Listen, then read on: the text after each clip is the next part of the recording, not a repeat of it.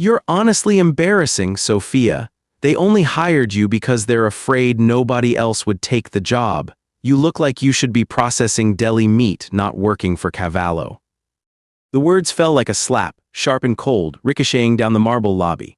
Sophia squeezed her oversized tote bag tighter, it seems digging into her thick arm just as her elbow caught the edge of a glass table. A rain-patterned receipt, a frantic tangle of snack wrappers, and a handful of pastel tampons tumbled to the polished floor for the world to see. Marable, pencil-thin and smirking, stepped deliberately into Sophia's path, the motion clean and practiced as a knife flick. The security doors ahead yawned wider, but something in the air shifted behind her. Heavy leather soles, slow and deliberate, struck marble. Sophia felt the change before she saw it, a silhouette in a tailored suit, a glint of platinum on a broad wrist. She kept her chin down, swallowing a rising heat in her ears. The elevator doors ahead parted with a hush, brass gleaming. The boss had arrived. The world blurred as anxiety pressed at the sides of Sophia's head.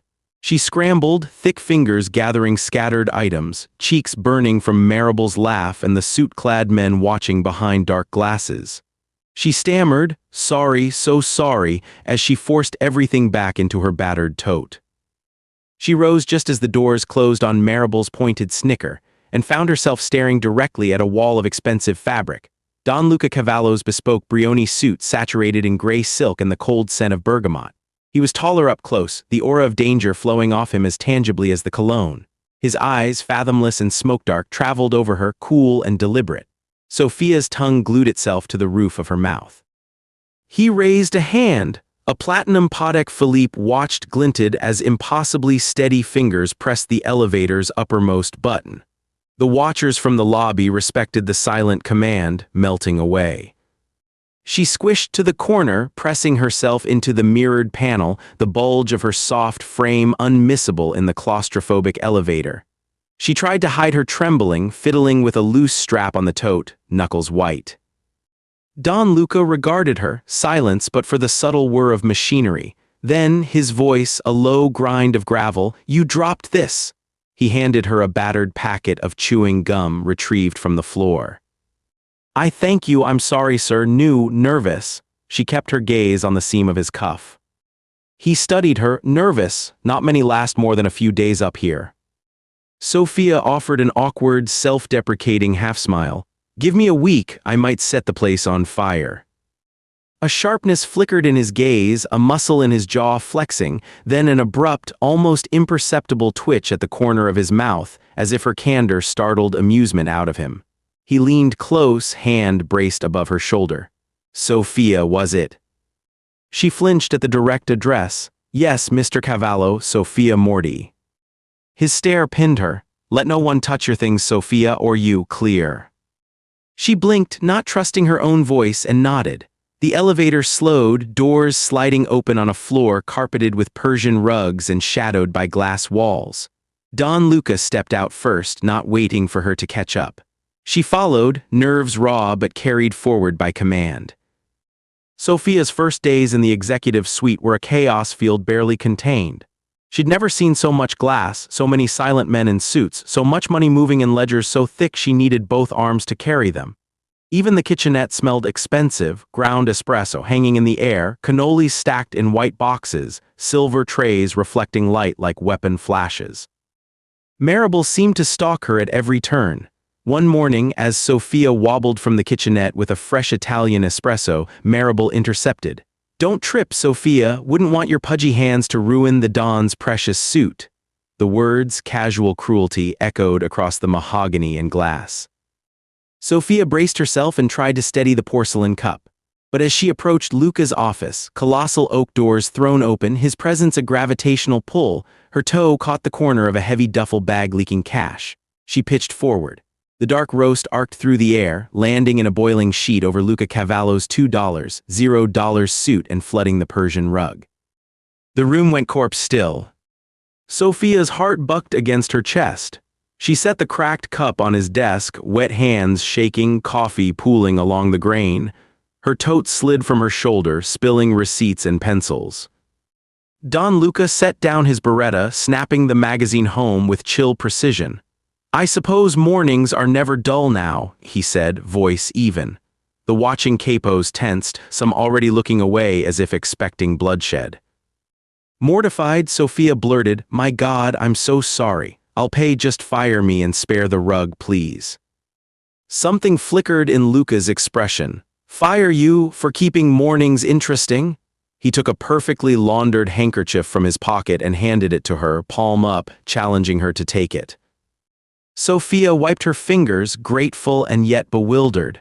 Marable hovered nearby, lips twitching, waiting for the next mistake. That entire week tumbled through chaos. Sophia jammed the office's sophisticated shredder with a stack of subpoenaed documents, ripped her blouse sleeve on a sharp drawer, and tripped over a ledge just as Marable swept past, muttering, "Can't you see her?" like a buffalo in a silk shop. But amidst the fumbles, Sophia also rattled the unbreakable rhythm of the office. One evening, she flagged a string of suspicious transactions in a cavernous accounting ledger, her eyes narrowing at numbers that flickered wrong. "This makes no sense," she murmured, circling figures in dark blue ink.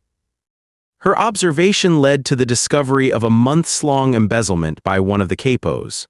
Don Luca didn't comment, but the next morning that capo was gone, his name erased from every list. Her presence, inconvenient and unexpected, became a puzzle no one could solve nor move. Every time Marable tried to smack her down with words, Luca's glance stilled the air around them. She existed in a glass bubble now, not invisible but hypervisible, and watched, especially by him. It took only a spark for old cruelty to flare. The Don's clients filled the main boardroom, sharp suits clustered around a marble table, and Sophia entered with a box of fresh cannolis balanced on her arm. Conversation thinned, and she recognized the venom in Marable's eyes before she heard the words. "Maybe Sophia should eat first so the rest of us get a chance," Marable declared, voice slicing through the low thrum. Laughter crackled down the table. Marable leaned in, lips wet at the edge of a wine glass. After all, with hands like that, a tray's a danger. Heat swarmed Sophia's neck. She stood her ground, setting the cannolis with forced evenness. "If you want to cut a line, Marable, you're welcome to help." Marable reached, shoving the pastries so a flaky cannoli tumbled onto Sophia's skirt, white powder clouding dark fabric. "Oops, clumsy me." Sophia knelt, collecting the mess, refusing to let her breath break in front of the laughter. Don Luca rose from his seat at the head of the table, shadow falling long.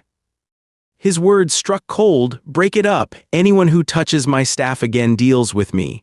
His gaze sliced the laughter in half. Marable blinked but found her confidence. "No fear, Don Cavallo, not all of us are built to break furniture." Luca's hand flexed on the tabletop. "Strange, Marable, I'm more inclined to break other things." The steel in his voice made every head dip. Across the room, someone's phone buzzed. One of Cavallo's enforcers crossed to whisper urgently into Luca's ear, tension rippling through the ranks. "It's Romano," the enforcer growled. "Shipment intercepted in Red Hook. They think there's a plant." Luca's features sharpened. "How many hours?" "2 max. You'll need to move fast if you want it back." Time pinched tight. He glanced at Sophia, his jaw ticking, then at Marable, eyes hardening with calculation. "Boardroom's closed. Sophia with me. The rest of you sit tight." Outside in the corridor, Marable hissed after them, voice dry as a blade. "Careful, Sophia. Don't let the Don's guard dog mouth get you up to your neck." Sophia paused, turning, shoulders squared. "Some of us would rather be dogs than snakes." She let the bite hang, walking steadily after Luca as his shadow absorbed her smaller ones. He led her toward the private elevator, an escape hatch from humiliation, and into something she couldn't yet name.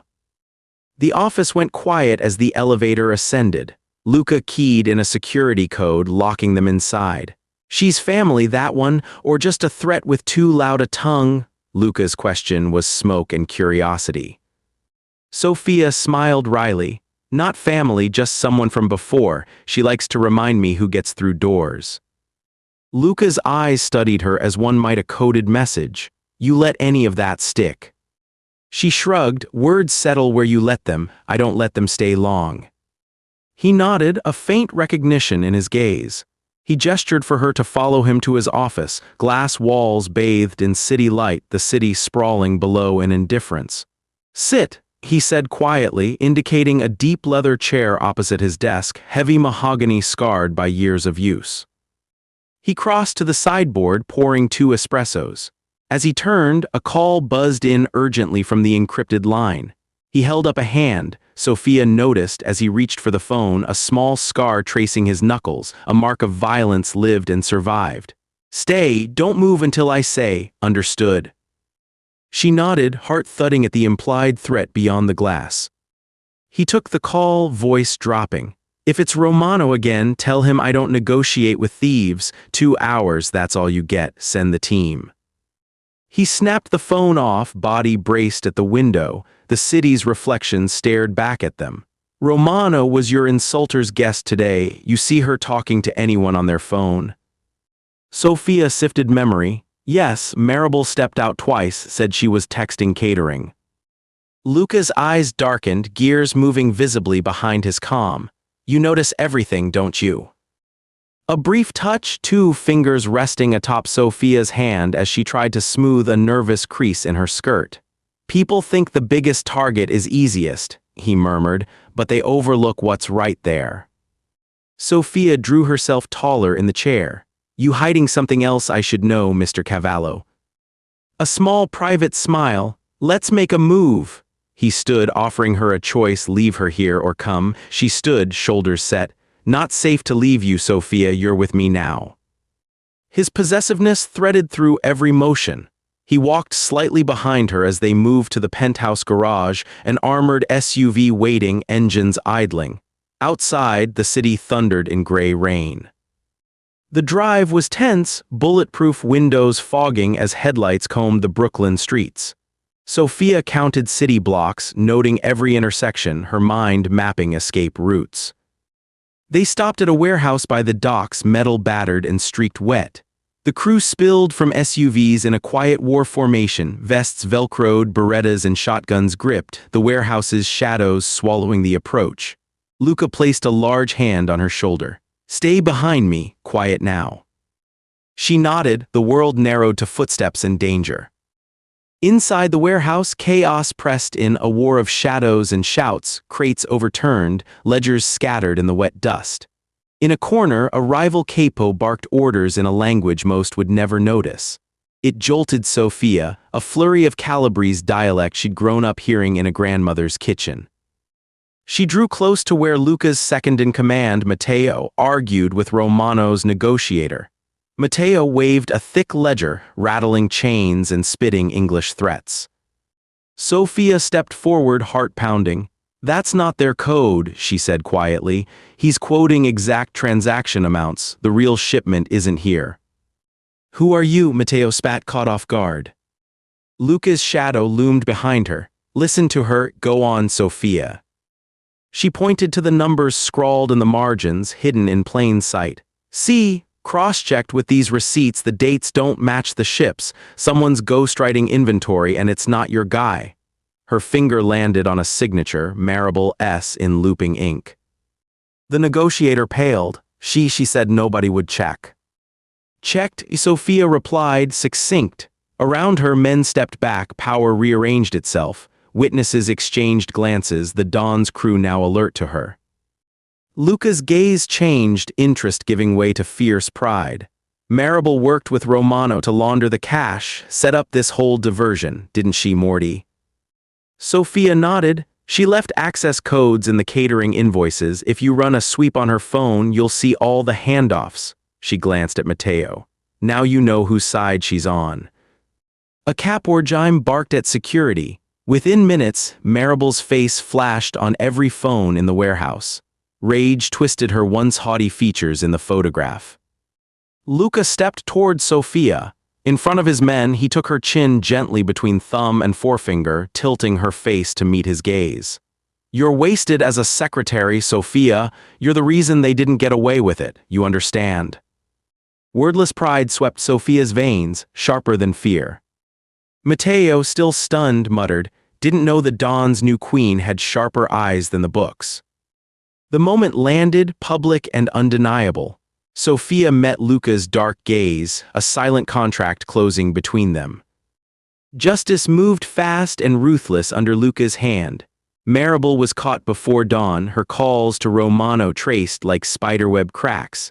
She'd serve her penance, public accounting for all to see, then vanished from the world of glass towers and ledgers. Romano's scheme collapsed as Sophia's evidence dovetailed across ledgers and phone logs. The shipment was recovered, the plant rooted out, the threats neutralized without a shot fired. Luca called a meeting with his most trusted capos, standing Sophia at his right hand in the executive war room, her presence both shield and sword. He turned to her as the capos filed out, city lights silvering the horizon. His hand lingered at her elbow, thumb drawing gentle circles. "My family will see you, tonight not as staff, as someone I trust. Come walk with me." They retreated to Luca's private apartment high atop the city, the air wet and clean after the storm. Out on the balcony, the world fell away, 1,000 glittering windows, the hush of nighttime engines. Luca leaned close, pressing his signet ring into Sophia's palm, folding her fingers over it. It was heavy, cool, the cavallo crest bitten deep into gold. "You changed everything, Sophia, stay." She let the silence stretch, absorbing the truth of it. No longer invisible, no longer the shapeless shadow in a glass cage, no longer anybody's target. She looked up at him, pride squaring her chin. "From now on, nobody moves past me, not in your house, not in your world." Luca smiled, slow and dangerous, as the new day broke over Brooklyn's silhouette. If this story stole your breath, don't forget to like, subscribe, and ring the bell so you never miss our next tale for the untouchables. Sophia didn't sleep the next night, not properly. She lay in the expensive guest suite the Cavallo family set aside for trusted insiders, the city's neon haze seeping through blackout curtains as she stared at the gold ring in her palm. She ran her thumb along the crest, tracing every notch, every proud curve of the Cavallo bull. It felt absurd and wonderful and terrifying, everything she'd been taught to stay away from, everything she'd learned to survive in spite of. By dawn, she'd already showered and dressed, pulling her softest slacks and a fresh blouse from her battered tote. She hesitated for a moment in the gilded hallway, then squared her shoulders and walked out to find Luca. She found him seated at a long dining table with chairs for 12, though he occupied only one, sipping black coffee, distant in thought. He hadn't dressed for war this morning, just a white shirt open at the throat, his hair tousled, face shadowed with the stubble of a bad night's sleep. He glanced up when she entered, and for the first time, Sophia saw him not as the dawn, but as a man tired, wary, proud. He didn't smile, but his eyes lightened. Couldn't rest. She shrugged, dropping into the seat at his right hand. Too much noise, too many ghosts. He refilled her coffee without asking. "That'll pass." She sipped, searching for words. "Everyone expects me to ask what happens now." He considered her, then leaned back, letting the morning creep over the tablecloth. "You are what happens now, Sophia. People like us think we owe the world explanations. We don't." She studied the ring again, its creases biting into her palm. "Your capos called me queen." He snorted. "They mean you're untouchable, that you can never be moved again without my say." A flush crept down her cheeks. "You ever regret it, protecting someone who makes mistakes in public?" He tilted his head, watching her. "You kept getting back up, not everyone does, that's the only thing I respect." Sophia exhaled, the tension running out of her shoulders. It's easier knowing someone cares if you do.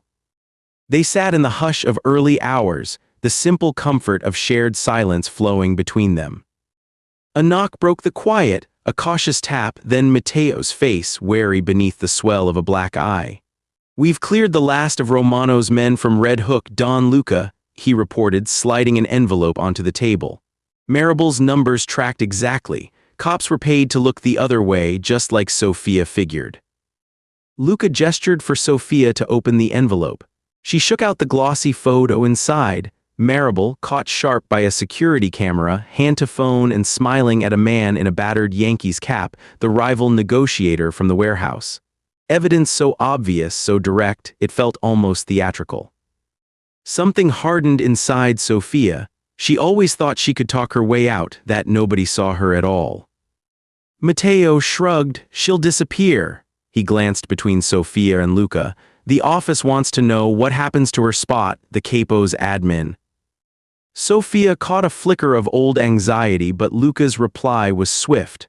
Cancel the vacancy. Sophia's not going anywhere. Give her Marable's office, clear it out, make it clean. Matteo nodded, surprised and perhaps a touch relieved. It's done. He paused, meeting Sophia's eyes. Glad you're staying. When the door closed again, Luca reached across, palm up. You do want this life. Sophia hesitated, turning the question over and over. She wasn't supposed to want things like this. Safety wrapped in danger, dignity born of loyalty, a future shaped not by shrinking but by stepping onto that next ledge, not tripping but leaping. She slid her fingers into his, heart pounding. Yes, if you'll have me. He didn't kiss her, not there, not yet, but the smile he gave her was slow, certain, proprietary. You're mine now, Sophia Morty. They worked side by side as the weeks unspooled. Sophia's tray overflowed with tasks that once would have sent her running. She streamlined ledgers, cross-referenced accounts in minutes, quietly quizzed long-trusted runners about their little inconsistencies. Matteo, watching, started handing her more than just papers. He handed her respect, even giving her the inside scoop on the latest city council bribe. The mood in the office turned with time. At first, every break room whisper and post-meeting stare sliced Sophia clean, but respect burrowed in, unavoidable. No one forgot that it was her steady eye that had toppled a threat the other capos missed. There'd always be doubters, she knew, but fewer and fewer said so out loud. One afternoon, as rain battered the glass, Luca called her into his office. She found him on the balcony, wind tugging his shirt, the skyline blurred behind him. Come here, he called, voice carrying through the storm's hush. She stepped into the cold. He pressed a document into her hand, a crisp, official notice on Cavallo family letterhead. Her surname Morty inked beneath the title, Special Advisor, Office of Don Cavallo. She blinked, halfway laughing. Is this for real? He squeezed her hand. You found every crack in Romano's operation, shut the doors Marable left open. It's what I need. He searched her face. But it also means you're a target, Sophia, not just a staffer anymore, my enemies. She stopped him, smiling, though her heart drummed a warning. I'd rather choose danger than let people like Marable decide my worth. Luca's thumb brushed her cheek. You're brave, but don't forget cautious. Thunder rumbled, and Sophia found herself reaching for him, steady and sure, not because she had to, but because she wanted to. I was invisible my whole life. I don't mind them looking now. I only care what you see. His laugh was low, genuine. I see the next head of my family books, maybe more. The promise hung between them, absurd and impossible, and yet. By spring, the Cavallo offices found a new harmony. The brash and the loyal learned Sophia's way, meticulous, blunt, impossible to bluff. Some tried and were rebuffed. Others found, to their surprise, a fierce advocate in her, especially the secretaries, caterers, and cleaning crew who'd learned to avoid Marable's swipes for years. The morning after the promotion, Sophia left a box of cannolis on the kitchen counter. A small gesture, but the staff noticed. The joke that once cut her down now softened. Anyone who touched her tray got a crooked smile and a careful, it's family now. Everything changed the day her mother called, her voice crackling from the Queen's apartment where Sophia had grown up. Don't come home, her mother warned in Italian. People are saying things about who you work for, about what you're becoming. Sophia steadied her breath. Ma, I'm safe, safer than I ever was before. A pause heavy as stones. Safe isn't proud, Sophia, remember that. She hung up trembling, but in Luca's office that afternoon, something inside her held firm. He watched her with that dark, hungry attention that made everything else fade. Still sure? He asked softly. More than ever, she answered. Nobody touches my ledger or my people. She grinned crookedly, and after a heartbeat's hesitation, he closed the space between them and pressed his mouth to hers, the bargain finally, wordlessly sealed. The final test came on a brittle, sunshot morning as Luca prepared to travel, negotiations in Chicago, whispered turf wars, new dangers everywhere. In the boardroom, every capo gathered. Marable's old seat was empty. Sophia sat beside Luca, her badge clipped neat above her full heart. Before leaving, Luca pulled her aside. If something happens, you hold the line. The family watches you now, not just me. She gripped his hand. I'll hold it like you did for me. He nodded, wary but proud. The boardroom doors closed, and the Cavallo family's fate for a few breathless hours belonged to Sofia. She wasn't afraid. When trouble arrived, an emergency call, a bluff from a rival, an envelope of threats delivered under her newly oak-plated door, she met it head-on. She phoned Matteo, relayed orders. She read every code word, barked direction into the encrypted line, and when Don Luca's convoy returned, everything was as it should be. Money safe, staff accounted for, no blood spilled. Luca found her at the window, back straight. He didn't need to ask, he could see the victory in the little lines at her mouth. You ran the family for a day, he said, almost reverent. He took her hands in his, twining their fingers together. Her smile this time was wide, brave, certain. Not the last day, not if you'll have me. He grinned back, dangerous and delighted. My queen, he agreed, and together watched the city, hers now as much as his, alive with dangerous promise. Outside, New York's sun blazed clean and fearless on every glass tower. And in the Cavallo house, nothing moved past Sophia Morti, not anymore.